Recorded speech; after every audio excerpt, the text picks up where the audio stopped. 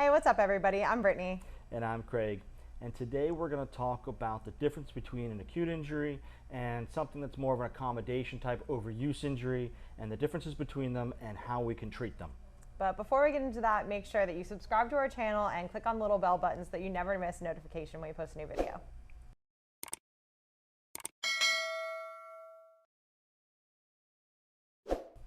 So what types of trauma do we see here in the clinic? So there's two basic types of trauma. There's many, but what we're going to talk about today is two that we'll typically see here in the office. The first one is you step off the curb, you get hit by a bus, right? You fall down a flight of stairs. Those are the major types of traumas that you might fracture a bone in your arm, in your leg, in your hip, that requires either casting, medical attention, God forbid surgery, any of those types of things. And more than likely what we see in our office is overuse issues. Those are the things that you move incorrectly, your posture is incorrect, you do something over and over and over again that is slightly off, and your body starts to accommodate for those things. And then one day you try to pick a pencil off the floor and your back goes out. Or you start developing knee pain out of nowhere. Or you woke up one morning and your shoulder's in a lot of discomfort. There's no real cause for that. And what ends up happening is we get given a diagnosis. A diagnosis just puts you in an envelope, in a lane for a particular type of treatment, and that's really the most inappropriate way to go from it, because we know that the diagnosis is the symptom. It's not necessarily the cause. So one of the rules of thumb that we have here is find your pain, look elsewhere for your cause. Because most of the time, if it's not an acute injury, it's because we've been doing some sort of repetitive movement over and over again, slightly incorrectly, that our body has made some sort of an accommodation for. So when we're talking about those overuse kind of injuries, that can be anywhere from an athlete to what we call like a weekend warrior, someone who came out of nowhere and played a pickup basketball game. If you're a runner and you've been running however many miles a week, you know, that's still repetitive trauma on your ankle, on your knee, potentially on your back, depending on the impact and the form. Right. So some days you might wake up and maybe your ankle feels a little tender, your ankle feels a little sore. It's not a full sprain or a full rupture of the Achilles tendon, but that being said, all that repetitive overuse of the Achilles causes that pain, causes that dysfunction. Right. And one of the ways we like to describe it in the clinic is very simple. Make a bicep muscle. Actually, go ahead and do that at home. Make yourself a bicep muscle. And when you make that bicep muscle, some of us have larger bicep muscles than others, but in this case, the bicep muscle will contract, meaning it will shorten. In order for this muscle to shorten and contract, the opposite muscle, the triceps, have to disengage. They need to let go and lengthen in order for the motion to happen in the elbow. And that happens in all other parts of our body as well. So for somebody that might have tennis elbow, it's the forearm extensor group and the forearm flexor group, opposite muscle groups that are competing with one another. And those are overuse injuries that we can see oftentimes in the clinic. One of the ones that we see a lot of is low back pain. Hip pain, low back pain, pain in the buttock, and that is exactly the same way these opposing muscle groups work. And we're going to go through some of those with you right now. So just like we talked about earlier, we talked about the bicep and the tricep and how one muscle has to contract, the other muscle has to let go.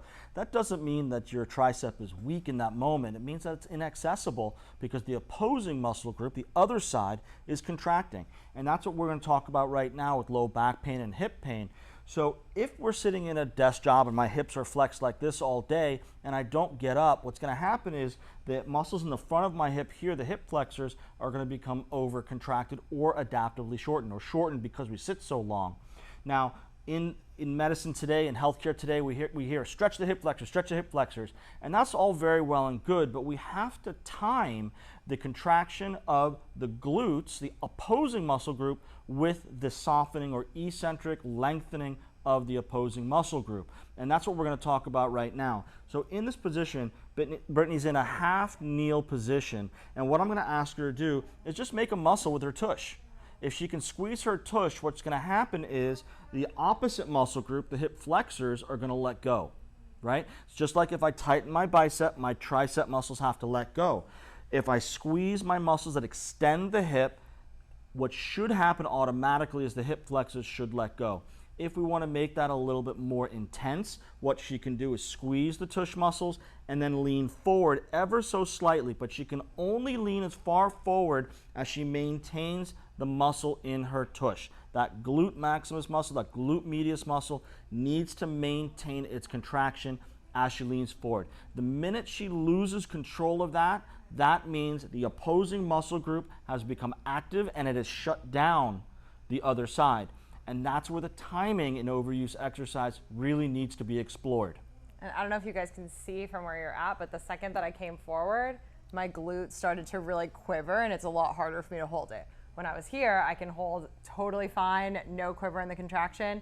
The second that I came forward, exactly like Craig was talking about, now I'm starting to lose that glute contraction. My glutes are trying to fire and they're just not really finding the right spot. So in this case, I would actually have to take it back. Even though, yes, I feel more of a stretch through the front of my hips here, but that's not the only thing that we're trying to do. Keep in mind, this is about timing, this is about accessibility and coordination of muscle activity, contract, and relax. So if the muscle is losing its contraction in the butt area, that means we're not getting what we need on the other side. And that's where things happen. We don't exist in a passive environment. We exist on the tennis court, on the basketball court, walking to and from our office. We want to make sure that we're doing what we need to be doing at home appropriately. So one of the symptoms that you might have if you have some co-contraction issues between the front muscles of the hip and the back muscles of the hip is you might have a tight hamstring muscle. Now, more than likely, it's not tight. It's a word that we use for layman's terms. It's probably because it's overactive. And what we're going to do right now is an exercise with a mini rumble roller to help to deactivate that overactive hamstring. So I'm going to ask Brittany to go ahead and take that mini rumble roller and go ahead and place it where the hamstrings insert up right into the hip. It's pretty high up. It's just below the butt muscles, but high up on the hamstrings. And she's going to know when she's in the right spot. It's going to be a little bit uncomfortable. So what I'm going to ask her to do in this case is go ahead and extend the leg. As the foot comes up, the hamstring is going to lengthen, the upper quad muscle is going to contract. If she can lift her toes to her nose and make it even further, that's great as well, and then relax it, come on back down. And the idea here will be to do several repetitions here where the hamstring muscles are being lengthened with the mini rumble roller pinning the muscle against, in this case, the table to create length below the rumble roller. Now what Brittany's doing there is she's flexing her foot up and down on the end range of the muscle so she can take her hamstrings and her calf through that individual range of motion. Now, as she does 5 or 7 of these repetitions, what we can then do is take the rumble roller and move it anywhere along that hamstring that we feel we might need it. So in this case, Brittany's going to bring it down, maybe a half a roll, find another spot in that hamstring that is hot, hard, or tender. That's it. There's another good spot, and we're going to go through this. Can you describe what you're feeling right now? Yeah, so higher up, it was more just kind of like a feeling of a hamstring stretch. Now I'm getting a little bit more like sciatic feeling. I can feel that sharper pain right where I'm at, but it's not like a bad shooting pain. It's just like a more intense localized sensation where that roller is directly pressing onto the hamstring. As I pull the toes up towards me, because I'm putting a little more tension on that sciatic nerve, I can feel it lower down to the calf and behind the knee. Right, and remember, no pain, no gain is definitely not something that we want to participate in. If it's painful, if it's searing pain, stop what you're doing. It makes no sense to continue. This is about rehabilitation. This is not about pushing through anything. This is about creating length in tissue that has become adaptively shortened. And any sensation that I get when I'm in the movement goes away immediately when I bend the knee and relax. So that's another way to know if you're going into like a bad pain versus a good pain, if you want to use the word pain, or a bad sensation versus a good sensation, is yeah, I feel it when I'm in that end range position and everything's really stretched and tightened, but the second that I relax out of it, it goes right back to normal and there's no lingering side effects. So try this at home. You can use this with a lacrosse ball. You can use it with a foam roller, a half a foam roller. In this case, we're using a mini rumble roller. It works very, very well, and I'm sure you can pick these up on Amazon or anywhere you can find them. So the last thing that we're going to do here today is we're going to culminate everything we've done so far and put it into more of a functional mobility here. This work is Z-axis rotation. We learned this from Dr. Steve DeShavi at Finish First, and we really like to bring it into a lot of the work that we do. So what we've got here is we've got a harness here for Brittany. We've got a bungee cord, and we've got it sprung pretty low. The lower it is, the more difficult it is, and Brittany's a rock star, so we're going to go through it this way. No pressure. No pressure at all. And also notice that the nail polish matches. We did this on purpose for you guys today. So the free hand is going to be her weight-bearing hand, and this is the one that we're going to be working on. So I'm going to ask Brittany to go into a lunge on the right side. And as Brittany goes into a lunge on the right side, she's going to then recoil, coming back up, lifting the knee, creating a reciprocal motion. So as that right knee comes up, the left glute is going to contract, opening up the front of this right hip.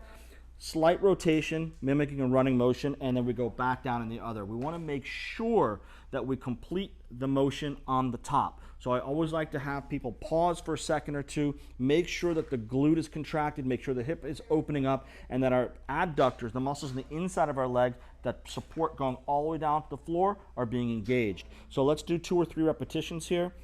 And keep in mind, this is doing what we've just done before. We're opening the hamstrings, we're engaging the glute, creating opening in through our hip flexors. We're creating stability, which we've just done a new video on balance. So this is a nice way to improve some of our vestibular work. We can take away some vision work and working on our proprioception. Now you only need to do anywhere between 3 and 4 or 5 of these, because what's happening here is if you're doing them right, the muscle is contracting at 100%. If it's contracting at its maximum rate, you're only going to be able to do a few. So the goal here again is to get the system to work in its proper environment. In that case, what's happening again, the hip extensor group in the back, the muscles in the back of the leg are contracting. The muscles in the front are opening, what we call eccentrically, or they're contracting and lengthening appropriately. At the same time, we're working on ankle stability and pillar strength, creating an overall sense of stability and strength in the muscle. It's a lot harder than it looks. It's an extremely hard exercise, but I hope you guys got a lot out of it. Don't forget to subscribe to our YouTube channel, like the video that you've just seen, and don't forget to click on that bell to make sure you get our latest updates. Thanks. Have a great day, everybody.